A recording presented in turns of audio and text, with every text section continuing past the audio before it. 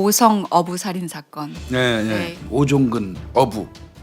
이 사람은 그 당시 나이가 2007년 당시에 69세니까 70세예요. 70세 노인이 21살 뭐 20대 남자도 한 명 포함되어 있는 그런 사람들을 공격했다는 게 아주 특이한 케이스 중에 하나이기도 합니다.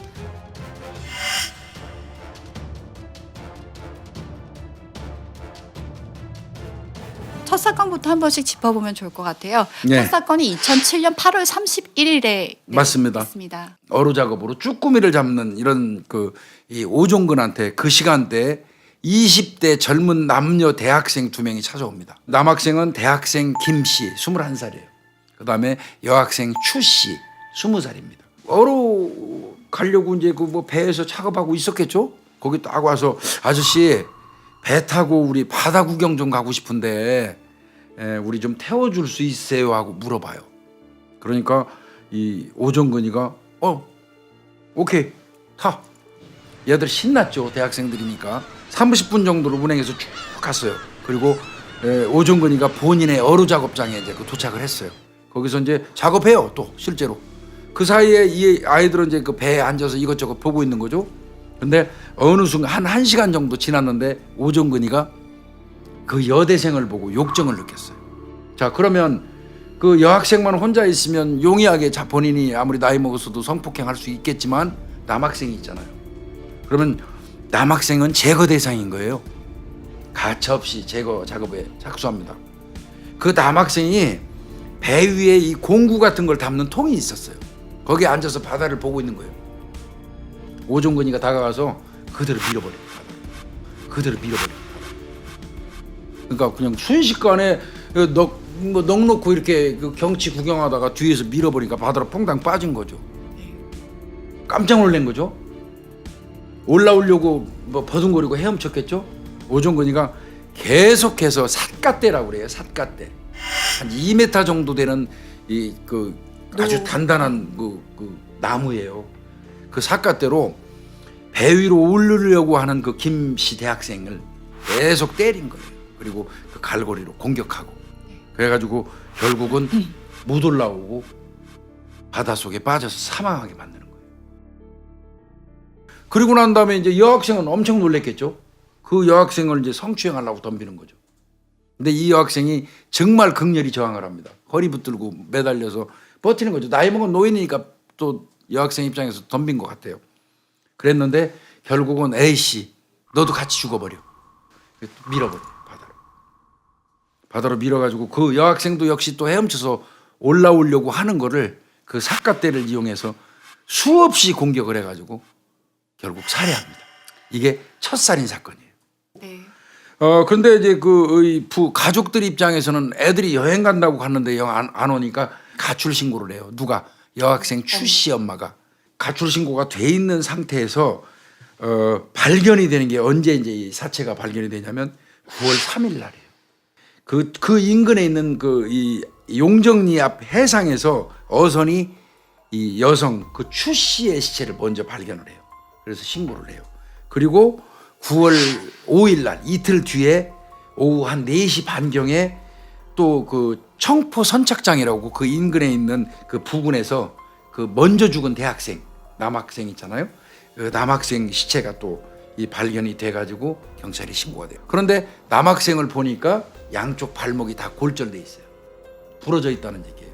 그리고 상처가 많고. 그러면 그때 그 사건을 취급하는 곳은 여수해양경찰서예요. 근데 부검을 실시했는데 참 이게 정말 답답한 거예요. 발목 골절이 된 이유를 추락하면서 어디서 높은 데서 떨어지면서 다리가 부러진 걸로 본 거예요. 그래서 단순 추락사, 네.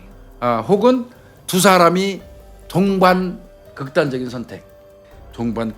선택 가능성이 있다 해가지고 이 사건은 그냥 종결돼 버립니다.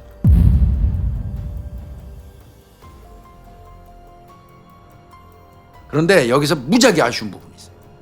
그 당시에 이 대학생들이 발견된 그 지점은 거기가 뻘입니다. 뻘에는 다리가 부러질 정도로 되지가 않아요. 따라서 해양경찰서에서 왜 그런 걸 착안하지 못했는지 이해가 안 가요. 그리고 나중에 이제 더 확대해서 보게 되면서 그 상흔이 삿갓대 그 상흔 자국이 찔린 자국이 네, 있잖아요. 있어서 근데 이제 아마 그 수사 과정에서는 그때는 뭐 어디 쓰슬렸거나 이런 식으로 아마 판단을 했을 거라는 생각이 들어요. 물론 물에 빠져 있는 시간이 한 2, 3일 지나면 붉거나 하기 네. 때문에 일반 공격당한 상처하고 이게 바닷속에서 이리저리 부딪히면서 난 상처하고 구분하기 쉽지 않지만 그래서 부검하는 거 아니겠어요? 그럼에도 불구하고 그 부분이 간과됐어요. 그리고 나서 한 달 채 안 돼요. 맞습니다. 네. 그래서 9월 25일이죠. 두 예. 번째 사건이 일어납니다. 인천에서 여행을 온 두 여성이 있었어요. 조모 씨라고 24살, 그다음에 안모 씨라고 23살. 그 두 여성이 그 선착장에서 작업하고 있는 오종근이한테 다가가서 배 태워달라고 얘기를 해요. 역시 똑같은 방법으로 한 30분 정도 배를 타고 나가요. 근데 오종근이는 계속 그 생각을 했나 봐요. 두 여성을 보고 있으면서 욕정이 또 사로잡혀 가지고 어떻게 하면 그 내 욕정을 풀을 수 있을까? 네. 한 사람은 그 배 안에 선실로 들어갔는데 밖에서 잠근 것 같아요. 그러니까 한 사람은 못 나왔겠죠. 그리고 한 사람은 밖에 있잖아요. 그 밖에 있는 여성을 성폭행하려고 덤빈 거예요. 이제 대항을 했겠죠. 대항을 하니까 결국 그 여성을 물로 밀어서 빠뜨리고 아까 전번에 했던 그 방식 똑같아요. 삿갓대를 이용해서 헤엄쳐 오르려는 여성을 계속 때려가지고 사망에 이르게 만들고 그 두 번째 여성을 이제 성폭행하려다가 또 역시 그 여성도 대응하니까 바다에 빠뜨려서 똑같은 방법으로 살해를 하는 거예요. 이거를 내가 조금 더 깊숙이 알아보려고 여기저기 전화를 하고 좀 알아봤어요. 그랬더니 부두 선착장에 이 여성들이 찾아와가지고 배 태워주세요 한 게 아니더라고요. 네. 이 여성들이 인천에서 여행을 와가지고 먼저 보성 읍내에 있는 시장 재래시장에 들렸더라고요. 재래시장에 들렸는데 오종근이가 그 재래시장에서 자기 아내하고 둘이서 꼬막 쭈꾸미 장사를 한다는 거예요.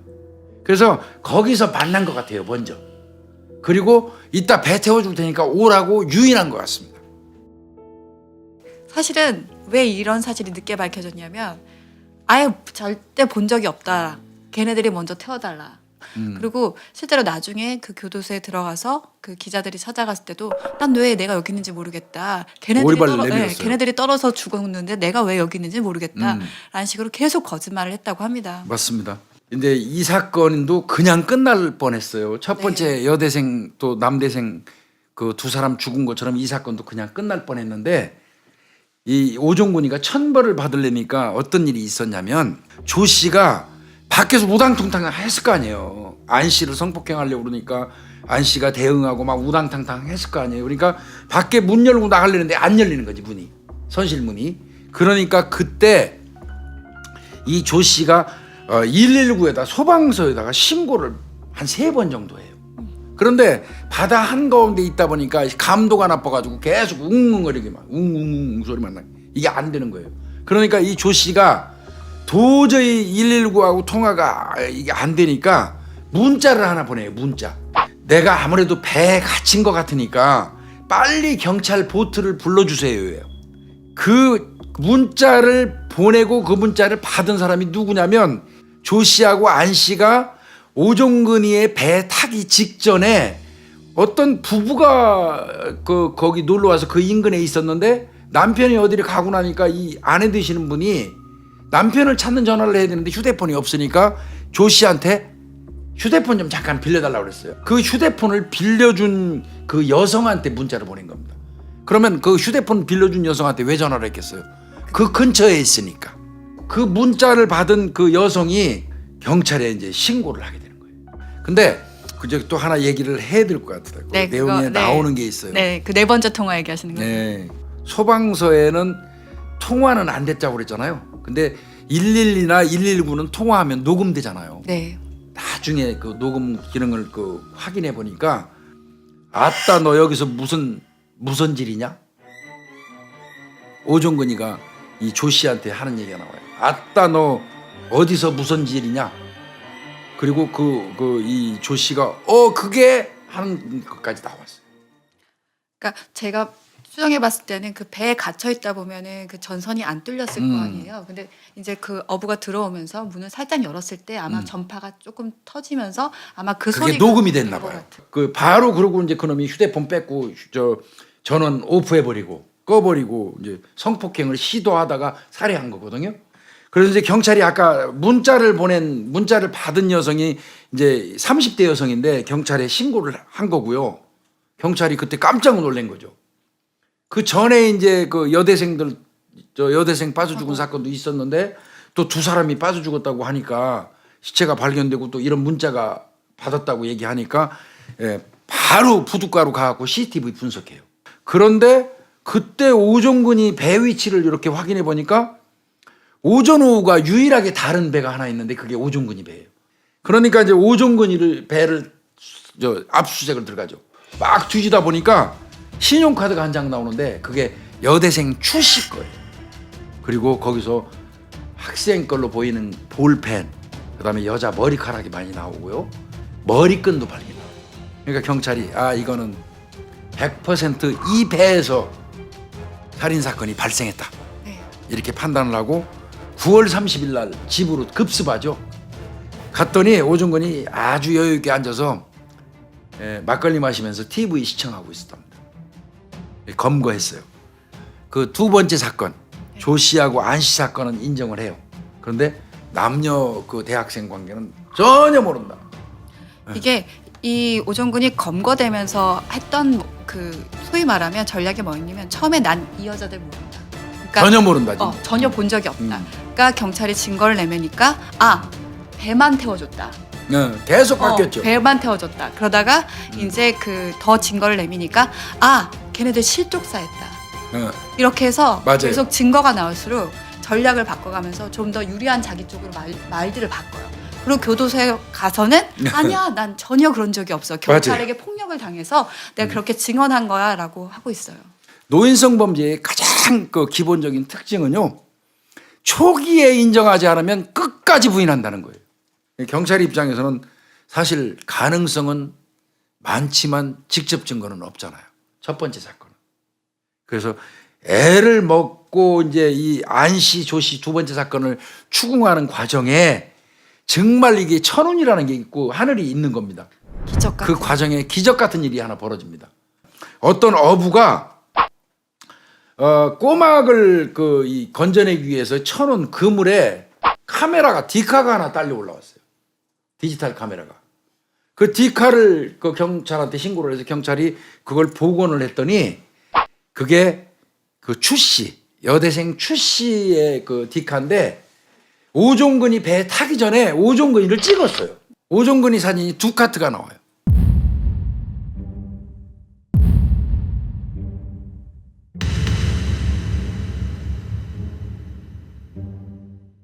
그걸 들이대니까 오종근이가 찍소리도 못하고 그때는 인정은 됐습니다. 이 사건이 왜 더 대두가 됐냐면 오종근이 마을 사람들한테는 되게 순하고 그럼요. 착하고 세상 이런 일을 할 것 같지 않은 사람으로 비춰졌던 거죠. 그리고 범행을 하고 나서도 너무 태연했던 거야. 그냥 그렇죠. 똑같이 일을 하고 있으니까 사람들 입장에서는 내 옆에 이런 사람이 살고 있었어? 너무 소름 끼치는 거죠. 심지어 자기 그 아내분도 전혀 거기서 상상도 못했다고 하더라고요. 그래서 이 사람은 2008년 2월 20일 날 1심에서 사형 선고를 받습니다. 2008년 9월에는 2심 들어가는 중에 2심이 진행되는 중에 이 또 뻔뻔하게 오종근이가 이것 때문에 더 난리가 났어요.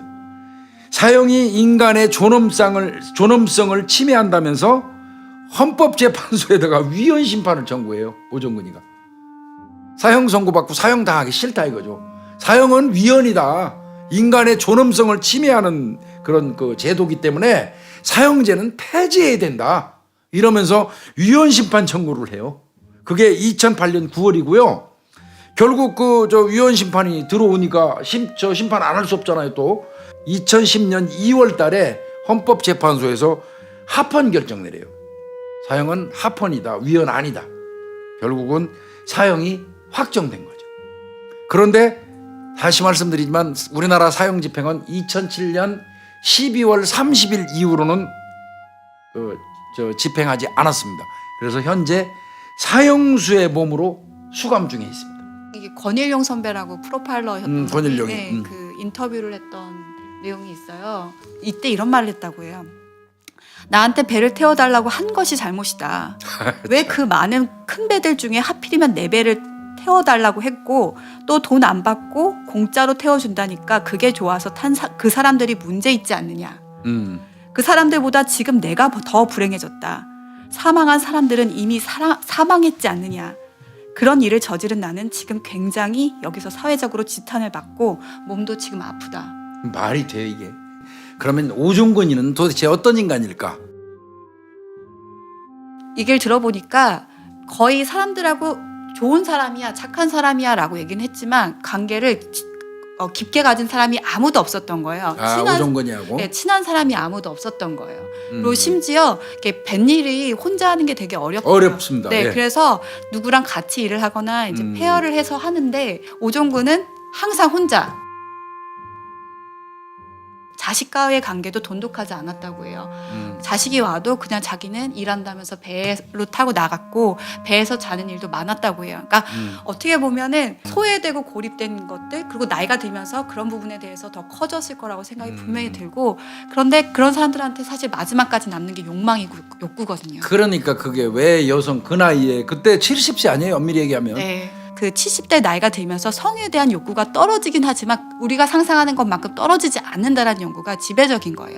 그러니까 자신이 성적 욕구를 해결하고 싶은데 젊은 여성을 상대할 수가 없고 그 힘이라든지 이거에 딸리고 들키고 싶지 않으니까 어린아이들 건드리는 경우가 되게 많거든요. 그래서 실제로 제가 면담한 케이스 중에는 나이가 60에서 70 거의 넘으신 분들이 아이를 건드리는 사건들이 생각보다 많이 있었어요.